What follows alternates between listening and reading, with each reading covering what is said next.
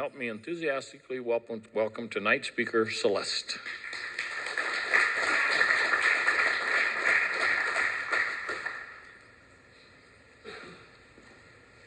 Good evening, everybody. I'm Celeste, and I am an alcoholic. Hi, everybody. I have not found it necessary, through the grace of God and this program, to take a drink since October 5th, 1979. And for that, I am extremely grateful. I just want to congratulate our chip takers this evening for, was it 9 months and a year, or 90 days and a year. Congratulations for that. My home group is the Girly Birds, which is on Tuesday, Thursday, and Saturday mornings at 7 a.m. And I'm super grateful to be a part of that group during the week. And I'm grateful to be here this evening to share a little bit of my story with you.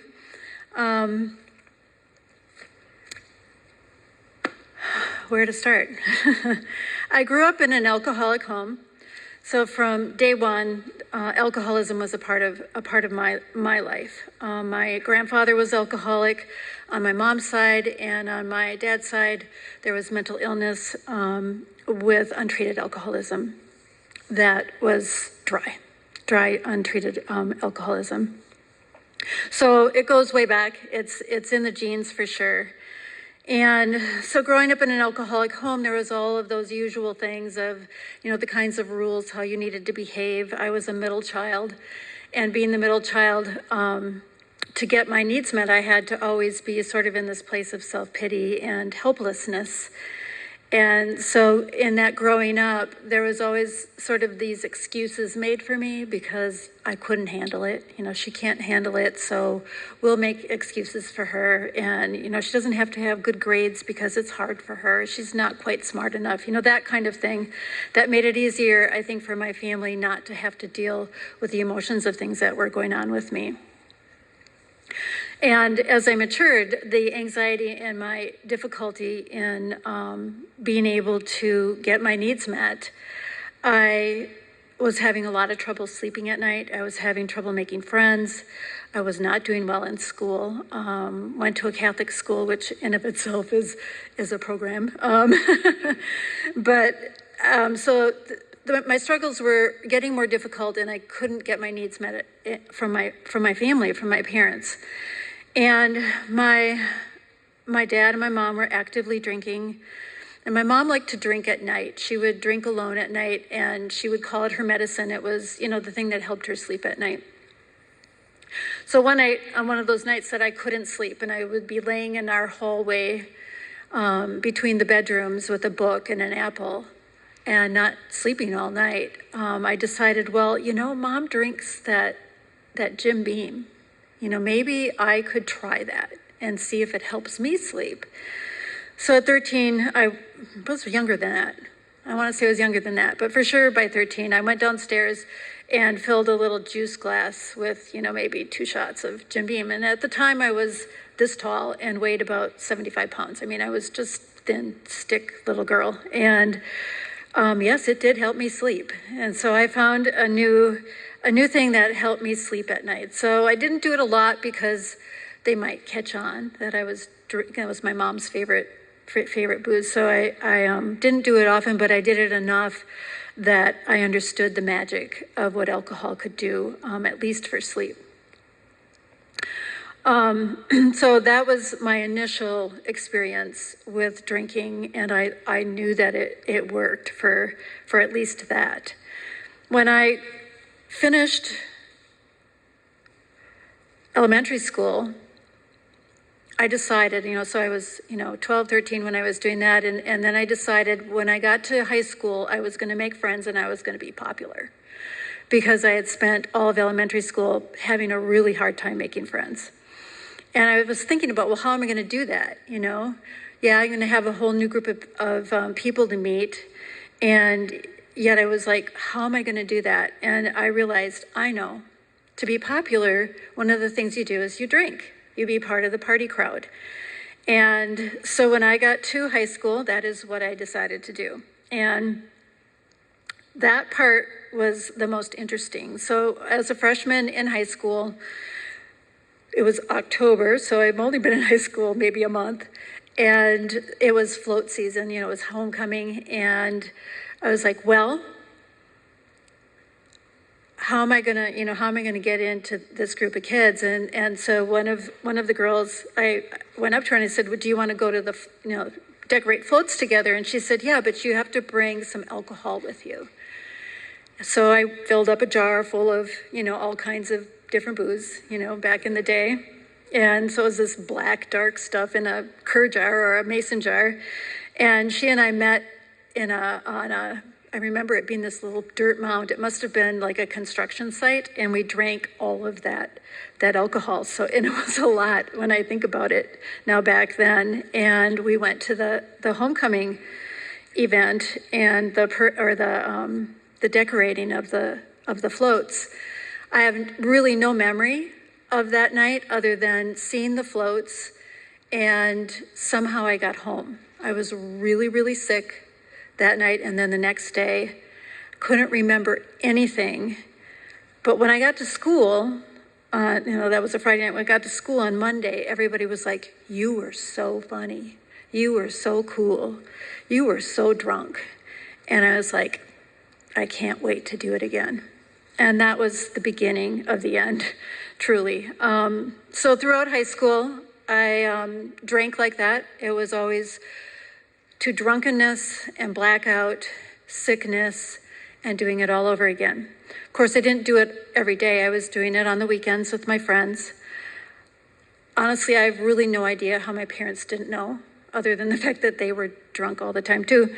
And I did become popular. I was the party girl, and I had lots of friends, and I had the boyfriend who was on the football team, and he was the wide receiver, and we were king and queen of the court, and all of those things came together in high school, and it was like, thank you, alcohol. It made me comfortable in my skin. It helped me be able to talk to other people, to dance badly, be funny, all of those things. And for a while that worked. So in junior high, we were the court king and queen, and I had been, we had been boyfriend, girlfriend, going steady for maybe, like 18 months. But because of, my drinking, it was hard for me to be loyal, so I would cheat on him. I would meet other guys. I went to somebody else's prom, that from a different school, and didn't tell him about it. All that kind of stuff that I thought I could get away with my drinking. But of course, that stuff catches up with you. And my friends started to realize that I wasn't honest, that I wasn't trustworthy, that I was willing to throw people under the bus, blame other people for the situations that were happening around me. Just all kinds of things that started to crumble under my disease. So those friends started to disappear, and the friends that I started to make in my senior year were all people that drank as much as I did. And there were fewer of them, and the parties got messier, and the relationships got messier, and there was more and more drama, and more people that were really angry with me, and more blackouts, and more drinking. Along with all of this, my grades never did get better because I was not studying. I was drinking instead of studying. I was thinking about how to be popular, and when I thought I wasn't popular, I would be depressed and suicidal. And then when I was popular, it was just this constant circling and rigmarole. And somehow I graduated from high school. I saw my report card like maybe 5 years ago, and I was like, I can't believe they let me graduate with this report card. They probably were just ready to move me on. But I in my senior year, I went to the student counselor for going to college. I was going to go to college, right? I was so clueless. And I go in there and she says, well, you're not going to college. And I was like, well, why not? She said, well, your grades are too bad. And I was like, well, I want to be a nurse. And she was like, there's no way you're going to get into college. And that was a really big wake-up call for me. I was just devastated. I was like, how did that happen? And I had no idea how bad my grades were, that I needed even to have good grades to go to college. One of the other things that happened in high school is back then they used to do driver's ed in the high school. So you would take your driver's ed there and they would have you do one of those alcohol assessment tests. And I filled out almost yes on every one of the answers. And I was like, well, that's stupid. That this isn't real. And I went to my best friend and I said to her, what did you put down for your answers? And she didn't have the same ones that I did. And I said, well, look at mine. This isn't real. This is stupid. And I threw it away. And she just kind of looked at me like, I don't know about that. And, so already then at age 15, I was listing on the testing for alcoholism as an alcoholic. I graduated from high school and got my first job because up until then I wasn't capable of having a job according to my family. And so I had to get a job finally though, because they didn't want me to live at home without at least having money and hopefully to move out as quickly as possible. And I just spent that whole summer drinking and working some of the time, not very often. So one morning, my parents came in, woke me up from a hangover and told me that I had to go with them to the local technical school and pick out a course to take in order to get some kind of technical certification so that I could get a job and leave home.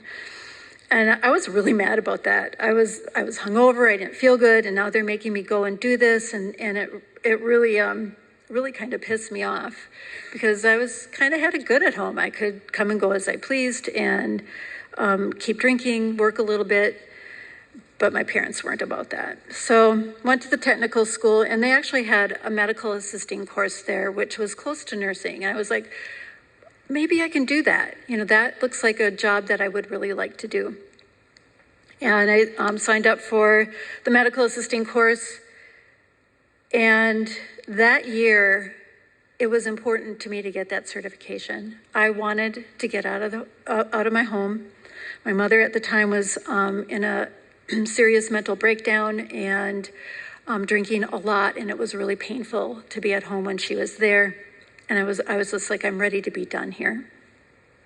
So I actually put a plug in the bottle during that year, and I didn't drink very often.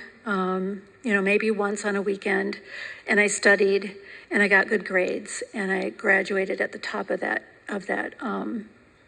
certification group and got a good job out of there in another city and was able to move away from home. So at age 18, I moved out of the house, moved into a small town called Wapaka, Wisconsin, and there was about 4,000 people that lived there, small little clinic. And 3 of us from the course that I took went together to apply for the 4 jobs. There were 4 jobs, medical assisting jobs. And all 3 of us got a job there. And we got an apartment that was above a bar. It was perfect. It was perfect. We had this apartment above the bar. All of the young people in town knew we had moved in. There's those 3 girls from Green Bay, Wisconsin, and so we again became party central. Our apartment was where everybody came to drink, have these big parties, and my drinking really took off after that. I got my EMT, emergency med tech certification during the time that I was drinking and living with these other 2 women above the bar. They kind of dragged me along. They said, if we're going to do it, you're going to do it. And I somehow managed to pass that course. And so I became an emergency med tech along with them, and we worked on the ambulance with the other crews, and all of us drank together really heavily and often, along with my other coworkers in the clinic that I was working in. And my disease really progressed. I was back into blackouts every time I drank, moving from drinking just once on a weekend to 4 times a week. I was on sports teams with some of these other girls. I was not a very good athlete, but they invited me anyway because I was a fun party person, and we would go out and party after. And it just progressed and progressed. With that progression, my health started to go. I started to have hypoglycemic attacks because I was drinking rather than eating. I had really brittle bones. I was breaking out in hives, and my pancreas was starting to fail. And that I was 21 when all of that started to happen. Along with that progression, as I started to be late for work, I would go into work at times drunk, definitely hungover. If I showed up with a bottle of Diet Pepsi, my supervisor knew right away that I was probably either still coming in and sobering up or that I was really hungover, and she would say something. They were starting to say things. One of the girls that we were rooming with decided to move out because she couldn't take the partying anymore. So my other roommate and I moved into another apartment with a couple of other girls, and that didn't work out again because of the partying. And then finally, she and I just moved into a place, but she was my codependent. She would take care of me. She would make sure that I didn't get in trouble when we'd be out drinking because I didn't know half the time what was going on. She protected me from bad situations. She would drive. She would make sure that if I was sick, that I got cleaned up. She was my codependent. She just really, really took care of me. She would remind me not to drink when I was on call for the ambulance, all of those kinds of things. And in return, I would pay the rent because I would feel guilty and keep the apartment clean. So we kind of had this very codependent alcoholic relationship. It got to the point where, because people were starting to say things, and I think I must have been 22. It got to the point that I was starting to get scared because I was waking up places that I didn't know where I was. I didn't know where my car was sometimes. The police would drive me home. Because of being on this ambulance crew, and it was 45 years ago, they would do stuff like that. They would just make sure that I didn't drive, so they'd put me in the cop car and take me home. Or they would follow my car to make sure that I got home, things like that. And I knew that was all going on, and I was starting to get scared. And the other thing that really was scaring me was my health, because I couldn't stop the trembling. I couldn't eat enough. I really just did not feel good anymore. All of my relationships, other than my codependent roommate, were a disaster. They were always fluctuating and changing. Guys would ask me out and I would forget, and they would show up. And I mean, it was just always sort of this little bit of chaos going on. And I just finally, I was like, okay, I gotta stop. So I tried stopping on my own. I would do things like, I'm only gonna drink one drink at the bar, and then I'm going to drink soda the rest of the night. Well, you know how that goes. That just never happened. So then I got to where, I won't bring any money. If I don't bring any money other than for my first drink, then I won't get drunk. I always found people to buy drinks for me. So then I thought, okay, that's not working. I'm going to stay home on the weekends now. And if I stay home on the weekends, I won't drink. Well, there was always, a jug of wine under the sink. So I would stay home and drink wine and make long-distance phone calls. And so back then, long-distance phone calls were pretty expensive because it was landlines and you got charged per minute. So I would get these like $300 phone bills, and I wouldn't remember any of these people that I called. And back then, they just listed the phone number. They didn't list the name of the phone number. So I didn't even know who I called half the time. And, and my roommate would freak out because there would be, and it just was, rolling, snowballing and getting worse and worse all the time. And when that phone bill came in, I got pretty scared. But the final thing that happened is I was on call for the ambulance. I was going to go on call the next morning at 6 a.m. And it was a Saturday morning that I was going to go on call. So Friday night I decided to go out, but I made sure I put my pager in my purse just in case I wasn't home by the time 6 a.m. came. Well, that pager went off at 6 a.m. and I was passed out in the basement of a home that I had no idea where I was. And I didn't have my car. And I did not know what to do. I woke somebody up and I said, can you get me to the ambulance garage? I'm on call. My pager just went off. I'm drunk, right? I'm still in my clothes from the night before.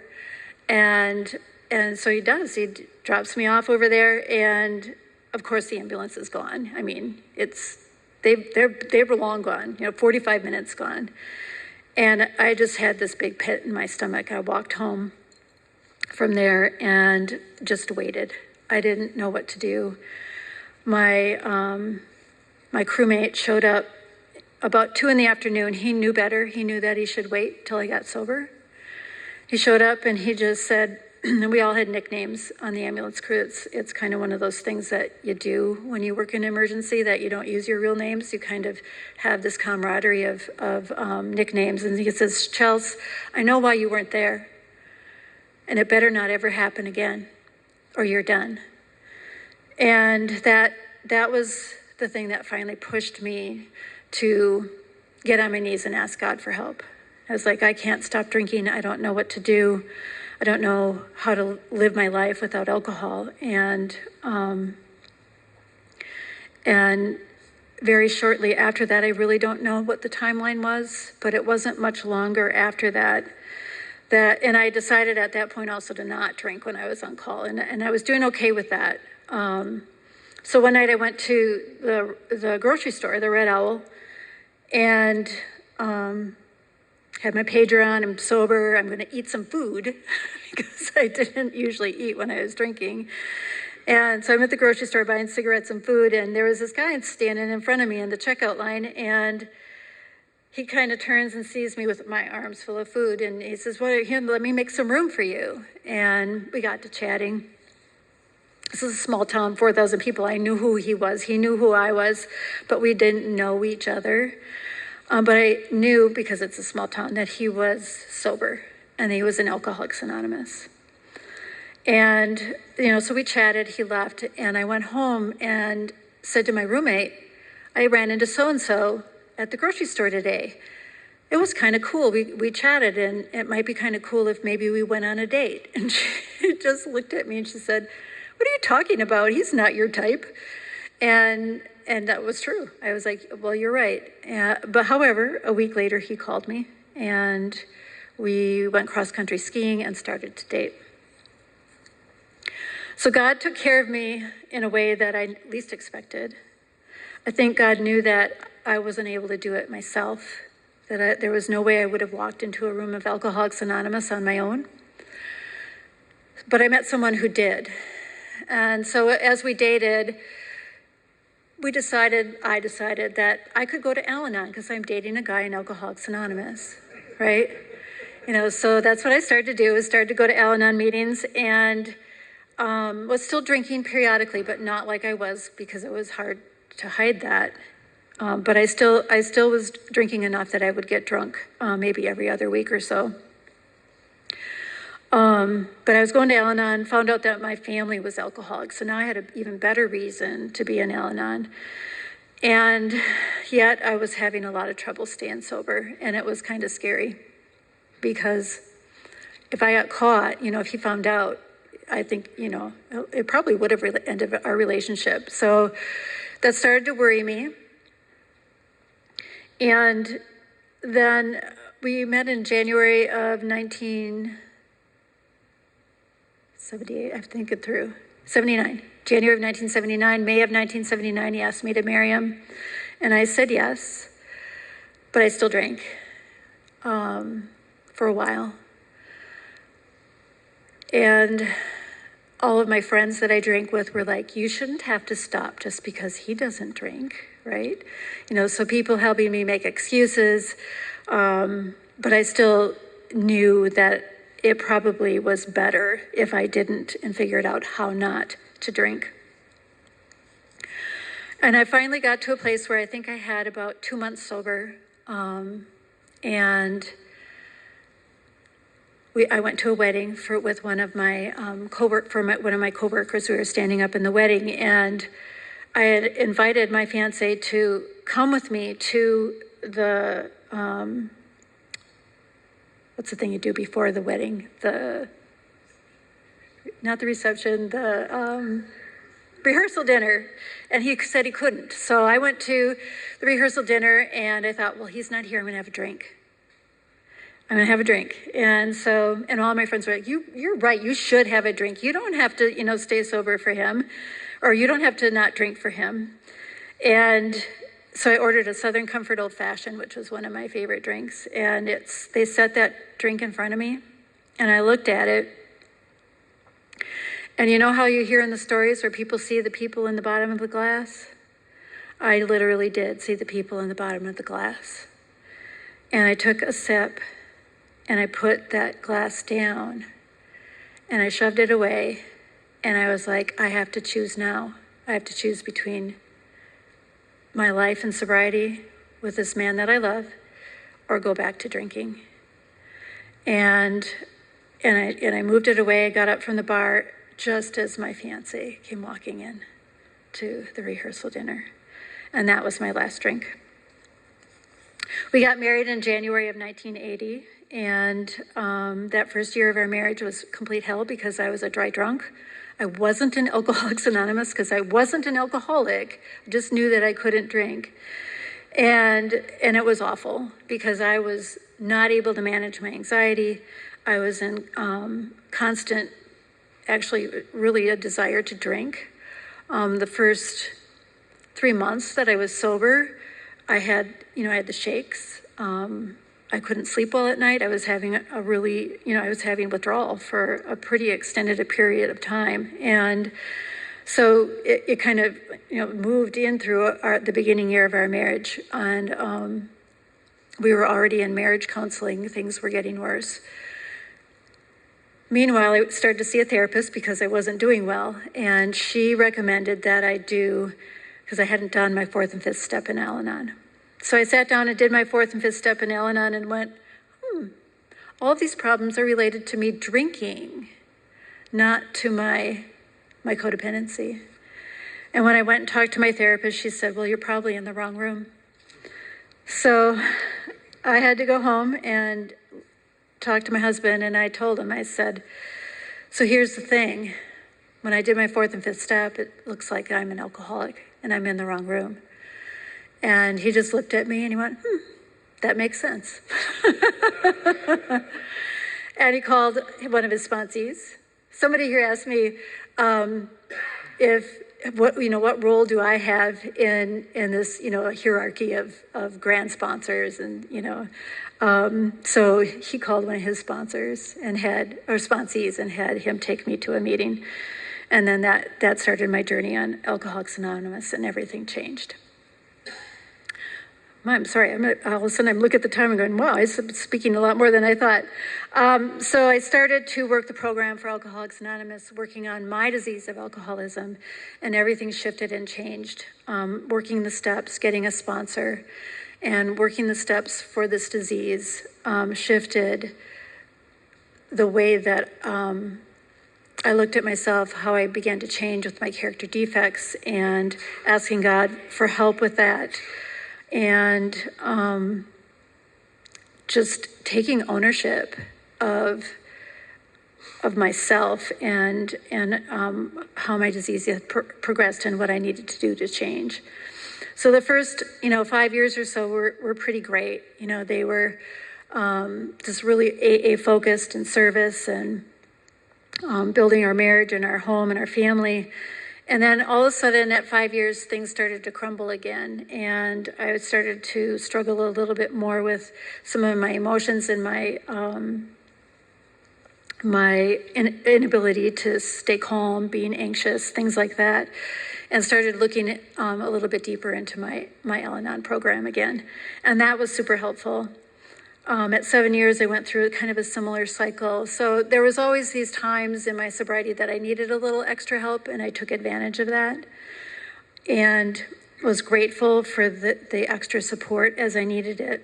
And then at about 20 years into my recovery, and we really, as a family had had a really good run with having a really good life, 4 kids, good jobs. Things were really, really good. And then about 20 years in, things kind of started to shift. We had 2 kids that were alcoholic. We had a daughter who was in an abusive relationship with who came back to live with us and was pregnant, and raising our granddaughter with her, and just all of these things that started to be super, super stressful. And I was like, what can I do to help my program? And I really began to focus into this step 11, which is kind of where I meant to come to all along, but I got caught up in my story. Step 11 for me was at the beginning, about prayer to God, but I never really looked at the meditation piece. And I was still in that place of prayer of asking God to fix things. If you do this, God, I'll do this type of thing, that type of praying that wasn't more about what his will was, but what I wanted to get fixed. And so it was not really, I think, the way step 11 is meant to be worked. And I settled into that prayer and started to really examine into that step and examine, what does prayer look like to me? What does meditation look like? What does it even mean? And started to explore in many different areas of spirituality to create a connection with a higher power. And that created some really big changes for me. A lot of my anxiety went away because I had this definite feeling that God had my back. And I've had that a couple times in my sobriety, but it was different. And it became very different as I worked that step every day.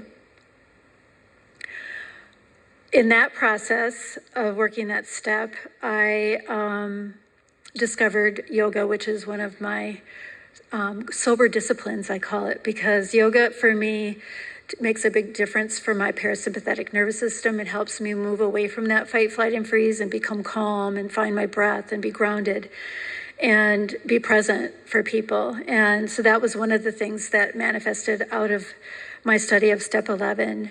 One of the other things was discovering that I could be creative and that I could have a life that could be filled with joy and happiness that was not related to being just a mom and a wife and showing up for my job every day. So those were some of the bigger miracles that occurred. My kids could see the difference. I became that less critical mother. I became that less demanding mother. I became less controlling. I definitely became a lot happier. It helped my marriage. All of those things were things that really helped me stay sober and continue to grow my recovery. One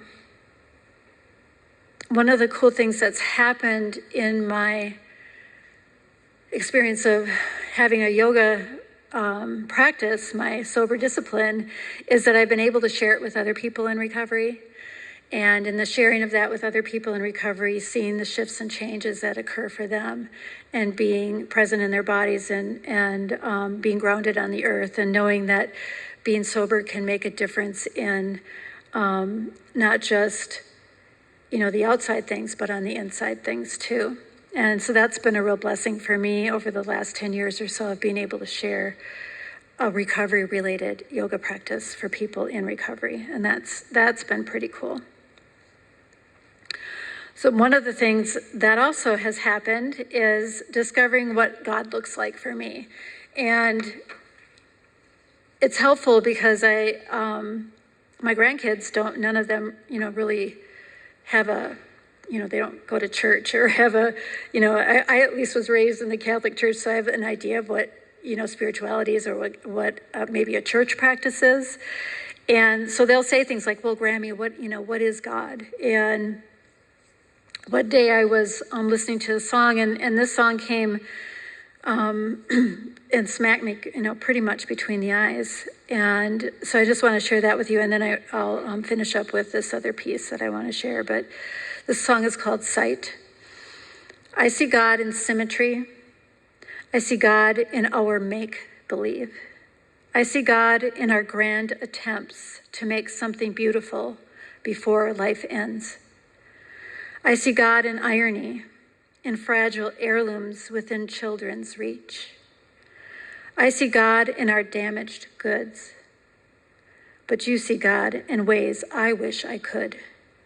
You see God in ways I wish I could. Without instruction, without obstruction, you believe. Without container or dualistic framework, you see the Holy Ghost in broad daylight, and I see the reflection in your eyes. I see God in healing bones in the sanctuary of our homes.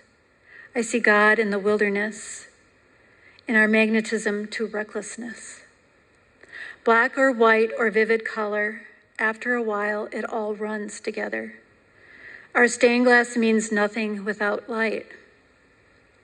I see God in our damaged good, but you see God in ways I wish I could. You see God in ways I wish I could. Without assurance, without insurance, you believe. Without condition or the promise of heaven, you see the Holy Ghost in broad daylight, and I see the reflection in your eyes.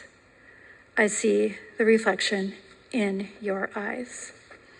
And after, hearing that song, it really hit me that for me and my spirituality and my work with other people that's where I find God the most. It's in the eyes of the people that are in the room with me. And if I can stay present for that, I usually get a gift in seeing that God is in everyone, and that it comes in the very simplest ways. And whether it's the stained glass with the light coming through or the nature around us. So I wanted to share that as this touchstone of the things that have helped me in my spirituality and staying connected with God. And so the final part that I wanted to share is that I've been in a really current need of a lot of support and a direct line to my higher power. Going through a really, really difficult situation and being really challenged on my spirituality, being really challenged on my faith in a higher power. So I've been doing a reading every day on letting go and letting God. And that's been helping quite a bit. And one of the things that it says in the reading, a couple of the things is that letting go and letting God gives us permission to replace stress, worry, and suffering. And I have to remember that piece of suffering, because when I get into wanting to fix and manage things, I suffer, and then replace it with serenity and faith. And then the other part is that if I trust in my higher power, I can be assured that the answers and